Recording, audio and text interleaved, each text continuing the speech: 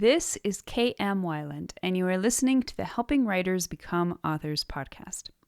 I hope you enjoyed this week's episode, Understanding the Normal World of a Story's First Act. No matter their genre or focus, stories are about something happening, a shift in the status quo. Where the characters begin is not where they end. This may refer to their literal physical surroundings, or to a more metaphorical state of being, or very possibly to both. Whatever the case, it is important for authors to understand the idea of the four worlds, which are represented within a story's structure. The normal world of a story's first act is perhaps the most referenced of the four. Fully understanding it and the other three can help you visualize a powerful story progression for your characters.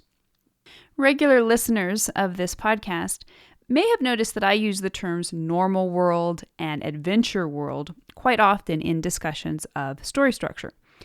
I've written some before about the normal world of the first act, but recently I realized I've never delved specifically into the adventure world of the second act. Particularly because the word adventure can be misleading when viewed as anything other than symbolic, I want to provide a quick resource that examines exactly what is meant by this term. And bottom line, the adventure world is not something belonging only to adventure stories. However, while brainstorming this post, I kept coming full circle to the realization that if the first and second acts are worlds unto themselves, then surely the third act should be as well. And so, what started out as an idea for a single post has turned into a 4-part series, which will discuss the normal world of the first act, the adventure world of the second act, the underworld of the third act, and the new normal world of the resolution. The terms normal world and adventure world are derived from concepts in the hero's journey, made famous by Joseph Campbell in The Hero with a Thousand Faces, and originally distilled for writers in Christopher Vogler's The Writer's Journey. All these decades later, of course, we can find a multitude of riffs off the hero's journey and further developments of it. I've talked about my take on the hero arc in my series about archetypal character arcs last year, which explored 5 more journeys beyond just that of the hero. In some ways, the terms normal world and adventure world are specifically evocative of the hero's journey, since these terms are intricately intertwined with the unique challenges faced by a hero archetype. In my archetype series, I used distinctive terms for the first and second acts in each archetypal arc. So, for example, the first act in the Queen arc took place in the symbolic domestic world, and the second act in the monarchic world. However, I personally still use the terms normal world and adventure world to apply to all stories of all types. I do this primarily for consistency and clarity, since I have always used these terms in a general way in story structure discussions. And also because I do feel they are solid umbrella terms that make sense for almost any type of story. So with all that said, today let's take a peek at the symbolic importance of your story's normal world in the first act. Now, the first act represents the first quarter of a story, from 1% to 25%. It opens with the story's hook, is divided by the inciting event halfway through around the 12% mark, and ends with the threshold of the first plot point around the 25% mark. The first act is the setup for the rest of the story. The protagonist's interaction with the main conflict will not come to a full boil until the first plot point's entrance into the second act, which means that the first act is primarily about getting your pieces and players into place, and perhaps most importantly, creating the context for the changes that will occur in the story to follow. It is important to remember that all these terms are symbolic. The function of the normal world in a story is to indicate to readers the status quo from which the protagonist is about to depart.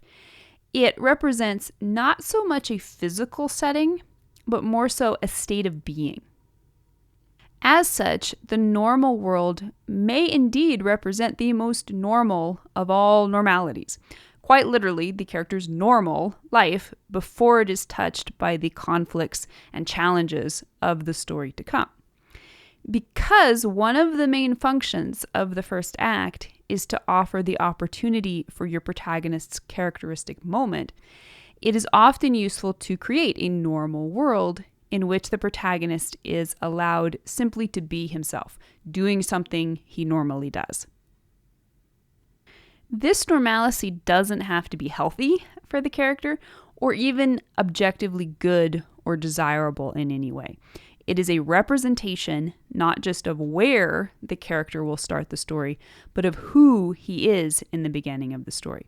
For good or ill, the normal world is the place, person, and state of being that the character will leave behind, probably forever, once he engages with the story's main conflict. So how does the normal world function as a physical setting? The setting and situation in which your story opens may be anything but normal. Yours may be a sci-fi epic set in a bizarre setting, completely abnormal to the reader's experience, such as Robert Heinlein's The Moon is a Harsh Mistress, which is set on the moon. And even if the story is set in a real place here in our actual world, the circumstances in which the protagonist begins the story may still not be what we consider normal, such as the prisoner of war camp in The Great Escape. Now, of course, the normal world may be utterly and even stiflingly normal, as in stories such as Harry Potter and the Philosopher's Stone or It's a Wonderful Life. It's also possible the normal world may not be particularly normal for your protagonist. The story may open in medias res with the character having already arrived in a new place or having been thrust into a new situation, as in Footloose or The Bourne Identity. Whatever the case, the normal world must still be set up to represent something, place, state of mind, perspective, safety, etc., that the protagonist will leave behind once she reaches the first plot point. Perhaps most classically in many stories, the protagonist will indeed physically depart the normal world setting to embark on that famous quest of the hero's journey. For example, Harry Potter is able to escape the horrible normalcy of his life with his relatives and enter the magical adventure world of Hogwarts. However, you will notice that in most of the stories that I've mentioned so far, the protagonist does not actually leave the physical setting at the first plot point. For example, George Bailey famously never leaves his small town of Bedford Falls. Indeed, the first plot point event of his father's death is what seals George's fate and ensures he cannot escape on his adventures around the world. In this story, the setting introduced in the first act's normal world never changes. The whole story takes place in Bedford Falls. Nevertheless, the first plot point signifies a major departure from George's personal normal. Once his father dies and he must take over the family business, his normal world is changed forever. In other stories, such as The Bourne Identity, the story opens with the character in a brand new setting, in this instance, a fishing boat in the middle of the sea. And even in stories that begin in medias res, the first act must still be structurally intact. It must still set up the story to follow, build into an inciting event, call to adventure, and only then fully thrust the character into the conflict at the first plot point. This means that even when the opening setting is new for the protagonist, it must still represent a normal world. Now, Jason Bourne is a particularly interesting example, since not only is he in a new place, he also has amnesia, and therefore no memory of how he got there or even who he is. How then can he provide any personal context or status quo for a normal world? The story shows this new and bewildering situation in which he finds himself is his normal world, and indeed, for the time being, his only world. The story builds from there as he begins to collect clues about himself and eventually must leave the comparative safety and normalcy of the fishing boat in order to engage with the main conflict of discovering his identity.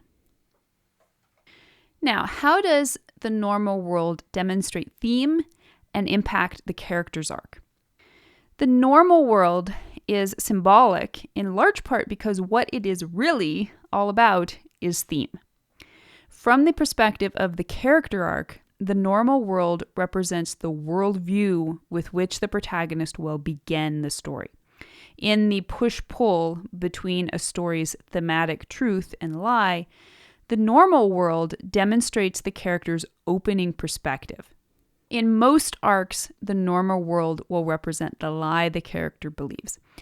As such, it offers a vivid opportunity to dramatize why the character or characters believes this lie and how it is impacting his life. The conflict throughout the rest of the story will challenge this lie with a posited thematic truth, which may or may not be accepted by the character depending on what type of arc he is undergoing. This is why it's so important to create a solid and fleshed out first act, which can thoroughly explore the protagonist's before mindset and all the reasons he is currently trapped in it. This is equally true in a positive change arc story, such as Jane Eyre, a flat arc story, such as The Hunger Games, and a negative change arc, such as The Godfather. Indeed, as indicated previously, the normal world may not be so much a physical world at all, but it will always represent the world of the character's initial mindset within the story. This is the foundational symbolism of the normal world.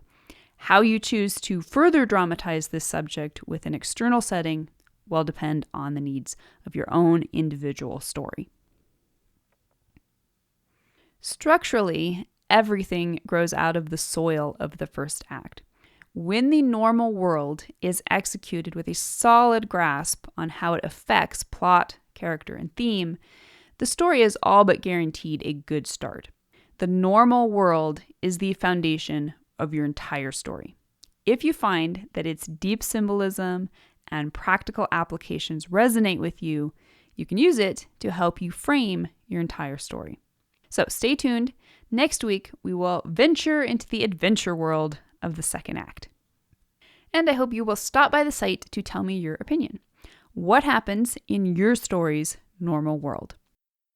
If you'd like to be part of the word player community over on my site and join in the conversation on this subject, be sure to stop by the website at helpingwritersbecomeauthors.com. You can always find a transcript of the most recent podcast and add your voice to the discussion by visiting the first post on the site's homepage. And don't forget that if you're looking for an older post, you can always find those by putting the podcast title in the search field at the top of the right-hand column.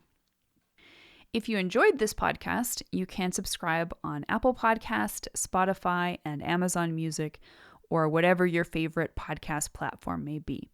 And if you'd like to do something to support helping writers become authors, it always means a ton if you're able to leave just a quick rating or review on your site of choice.